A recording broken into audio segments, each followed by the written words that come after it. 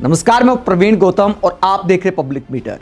दोस्तों, वीडियो में बात करेंगे कि चुनाव आयोग के सामने अचानक शिकायतों की बाढ़ क्यों आ जाती है, अचानक लाखों शिकायतें क्यों पहुंच जाती हैं और इन शिकायतों को दिखाते हुए राहुल गांधी चुनाव आयोग की धज्जियां कैसे उड़ाते हैं। क्या आरोप लगाया राहुल गांधी ने, क्या आरोप लगाया कांग्रेस ने, जो इस बात को दिखाता है कि आम पब्लिक को चिंता है, राजनीतिक दलों को चिंता है, सभी विपक्षी नेताओं को चिंता है कि अपना वोट कैसे बचाया जाए, अपने परिवार का वोट कैसे बचाया जाए, अपने समर्थकों का वोट कैसे बचाया जाए। लेकिन क्या बीजेपी को इस बात की टेंशन है? क्या बीजेपी इस कोशिश में लगी है कि सामने वाली पार्टी के समर्थकों का वोट कैसे काटा जाए? अचानक लाखों शिकायतों का आना क्या इस बात की ओर इशारा करता है?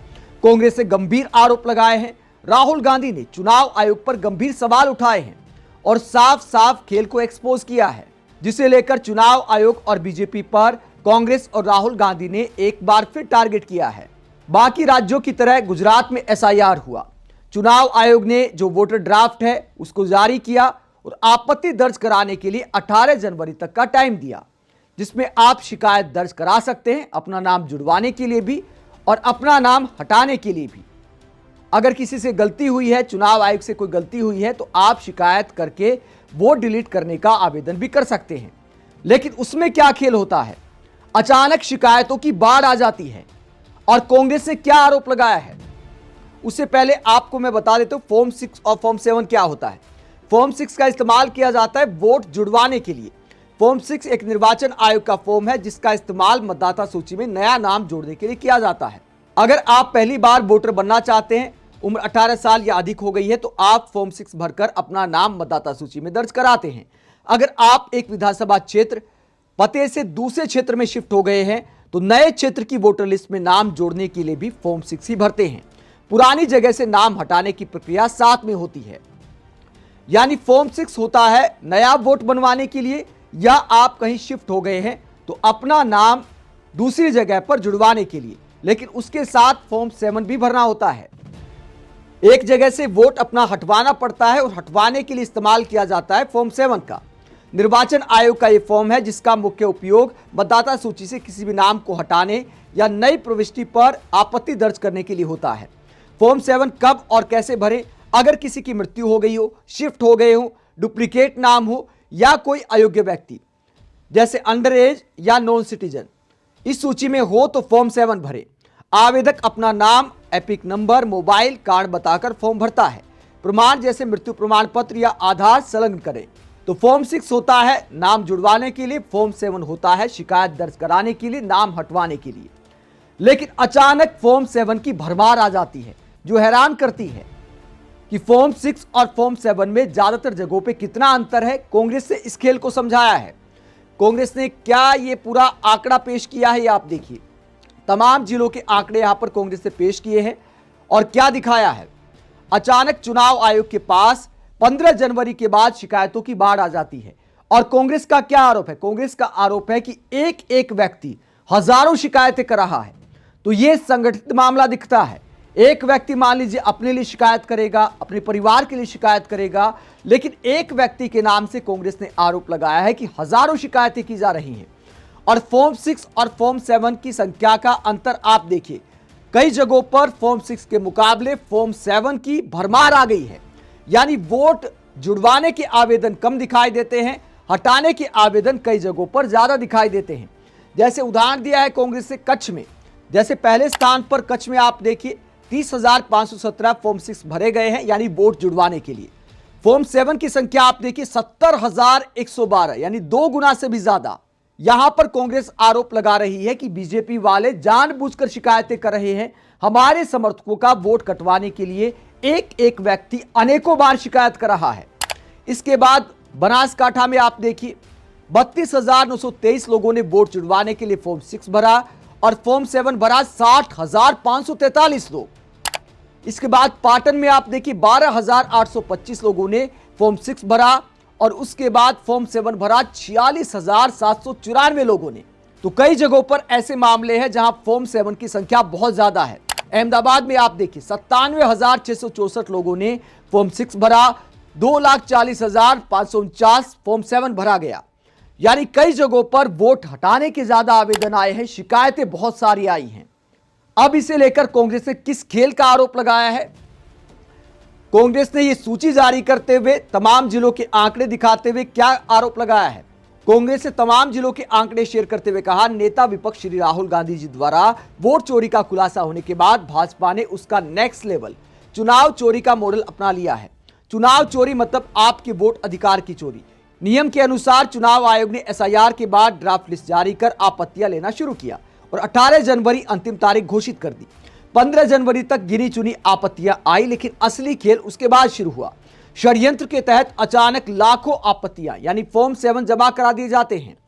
कल जब चुनाव आयोग द्वारा जारी 12 लाख आपत्तियों में विशेष जाति वर्ग क्षेत्र को निशाना बनाने के लिए नियमों को ताक पर रखकर एक ही व्यक्ति के नाम से दर्जनों आपत्तियां दर्ज कराई जाती हैं, जिसमें नाम किसी का, हस्ताक्षर किसी के और चुनाव आयोग एकदम मूक दर्शक बना रहता है। जब मुख्य विपक्षी दल पत्र लिखकर आपत्तियों की जानकारी मांगता है तो उसे जवाब नहीं दिया जाता, जिससे चुनाव चोरी पूरी तरह साफ जाहिर हो जाती है, क्योंकि चुनाव आयोग अपनी जिम्मेदारी एवं जवाबदेही दोनों को सत्ता के कदमों में गिरवी रख चुका है। लेकिन चुनाव आयोग भले ही अपनी जिम्मेदारी से भागे, मगर हम चुनाव आयोग को भारत के लोकतंत्र और जनता के अधिकार से खिलवाड़ नहीं करने देंगे। एक व्यक्ति एक वोट के संवैधानिक अधिकार को सुरक्षित रखने के लिए सड़क से सदन तक लड़ेंगे और जब तक एक व्यक्ति का अधिकार भी खतरे में होगा तब तक शांत नहीं बैठेंगे। तो कांग्रेस ने आरोप लगाया है कि अचानक शिकायतों की बाढ़ आ गई है और यह खेल बीजेपी के द्वारा किया जा रहा है। जानबूझकर वोट कटवाने की कोशिश की जा रही है। एक एक व्यक्ति अनेकों शिकायत कर रहा है, जिसे लेकर खेल का आरोप लगाया है कांग्रेस ने चुनाव आयोग पर भी। अब इस पूरे मसले को लेकर राहुल गांधी क्या कहते हैं? राहुल गांधी ने कांग्रेस की पोस्ट शेयर करते हुए कहा, जहां जहां एसआईआर वहां वहां वोट चोरी। गुजरात में एसआईआर के नाम पर जो कुछ किया जा रहा है वो किसी भी तरह की प्रशासनिक प्रक्रिया नहीं है, यह सुनियोजित, संगठित और रणनीतिक वोट चोरी है। सबसे चौंकाने वाली और खतरनाक बात यह है कि एक ही नाम से हजारों हजार आपत्तियां दर्ज की गई। चुन चुनकर खास वर्गों और कांग्रेस समर्थक बूथों के वोट काटे गए। जहां बीजेपी को हार दिखती है वहां मतदाता ही सिस्टम से गायब कर दिए जाते हैं। यही पैटर्न आलन में दिखा, यही राजूरा में हुआ और अब यही ब्लूप्रिंट गुजरात, राजस्थान और हर उस राज्य में लागू किया जा रहा है जहां एसआईआर थोपा गया है। एसआईआर को एक व्यक्ति एक वोट के संवैधानिक अधिकार को खत्म करने के हथियार में बदल दिया गया है, ताकि जनता नहीं बीजेपी तय करे कि सत्ता में कौन रहेगा। और सबसे गंभीर सच्चाई यह है कि चुनाव आयोग अब लोकतंत्र का रक्षक नहीं बल्कि इस वोट चोरी की साजिश का मुख्य सहभागी बन चुका है। तो राहुल गांधी आरोप लगा रहे हैं कि मतदाताओं को ही गायब किया जा रहा है। दोस्तों, एसआईआर में जिस तरह का घालमेल इस बार दिखाई दे रहा है वाकई चिंताजनक है। जिस तरह एक एक राज्य में लाखों लोगों को पेशी के लिए बुलाया जा रहा है, कहीं कहीं तो 1 करोड़ से ज्यादा भी संख्या पहुंच गई है। पश्चिम बंगाल में यह आंकड़ा 1.25 करोड़ के करीब पहुंच गया है, जहां मतदाताओं को साबित करना होगा कि वह भारत के नागरिक हैं और वोटर आईडी कार्ड के हकदार हैं। यहां तक कि नोबेल पुरस्कार विजेता, जाने माने क्रिकेटर, रिटायर्ड सेना के बड़े अधिकारी, उनको भी पेशी के लिए बुलाया गया है, जो अपने आप में हास्यास्पद नजर आता है। मान लीजिए पढ़े लिखे लोग हैं, जागरूक लोग हैं, कोई प्रभावी लोग हैं, तो वो अपना वोट बचा लेंगे। लेकिन बंगाल का कोई व्यक्ति दिल्ली में काम करता है, बंगाल का कोई व्यक्ति यूपी में काम करता है, देश के किसी और महानगर में काम करता है, उसे अगर पेशी के लिए बुलाया जाएगा, मान लीजिए उसने एसआईआर का फॉर्म भर दिया, ये सोचकर मान लीजिए अपने काम पर लौट आया कि चलो अब कोई झंझट नहीं है, तो क्या वो वापस जाएगा चुनाव आयोग के सामने पेशी के लिए?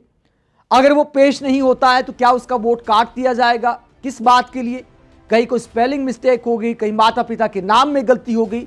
इन छोटी छोटी बातों के लिए क्या अपना काम छोड़कर लोग हजारों रुपए का खर्चा करके, क्योंकि सस्ता तो कुछ बचा नहीं है, ट्रेन का किराया भी इतना सस्ता नहीं बचा है कि दिल्ली से अगर मान लीजिए कोई कोलकाता जाता है या पश्चिम बंगाल के किसी और शहर में जाता है, तो अपना वोट बचाने के लिए इतना खर्चा करने से भी गरीब आदमी बचेगा। तो क्या देश के गरीब वोटर लिस्ट से बाहर हो जाएंगे? क्या बहुत सारे गरीब अपने वोट के अधिकार को बचा पाएंगे? एसआईआर के इस सिस्टम ने, चुनाव आयोग की इस कार्यप्रणाली ने इस सारे सवाल देश के करोड़ों मतदाताओं के सामने खड़े कर दिए हैं। हर राज्य में ऐसी कहानियां सामने आ रही हैं। मुख्य चुनाव आयुक्त दावा करते हैं कि मतदाता सूची को शुद्ध करने के लिए एसआईआर किया जा रहा है, लेकिन एसआईआर की वजह से लाखों लोगों के वोट का अधिकार छिन जाता है, तो उसके लिए आखिरकार कौन जिम्मेदार होगा? आप इस पूरे मुद्दे को लेकर क्या सोचते हैं? जहां विपक्षी दल लगातार बीजेपी पर वोट डिलीट कराने के खेल का आरोप लगा रहे हैं, और राजस्थान का तो एक वीडियो भी सामने आया था जहां बीएलओ साहब फोन पर बात करते दिखाई दे रहे थे। एक बीएलओ ने बीजेपी के नेता को हड़का दिया था, ऐसे आरोप लगे थे कि वोट नहीं काटूंगा, चाहे मुझे अनशन पर बैठना पड़े, कलेक्टर के ऑफिस के सामने धरना देना पड़े। राजस्थान का वो मामला था, वो वीडियो भी काफी चर्चा में आया था। कांग्रेस से आरोप लगाया था कि देखिए खुलेआम बीएलओ पर दबाव बनाया जा रहा है। इस तरह के अनेकों मामले एसआईआर की प्रक्रिया के दौरान तमाम राज्यों से सामने आए हैं, जहां विपक्षी दलों ने खुल्लम खुला आरोप लगाए हैं कि फर्जी वोट बनाए जा रहे हैं और हमारे समर्थकों के वोट काटे जा रहे हैं। आप क्या सोचते हैं, क्या लोकतंत्र में एसआईआर के नाम पर इतना ज्यादा मतदाताओं के साथ जाति होनी चाहिए कि चुनाव आयोग के सामने पेशी के लिए मजबूर होना पड़ रहा है लाखों करोड़ों मतदाताओं को? कमेंट बॉक्स में अपनी राय जरूर दें, साथ ही चैनल को सब्सक्राइब भी करें। नमस्कार।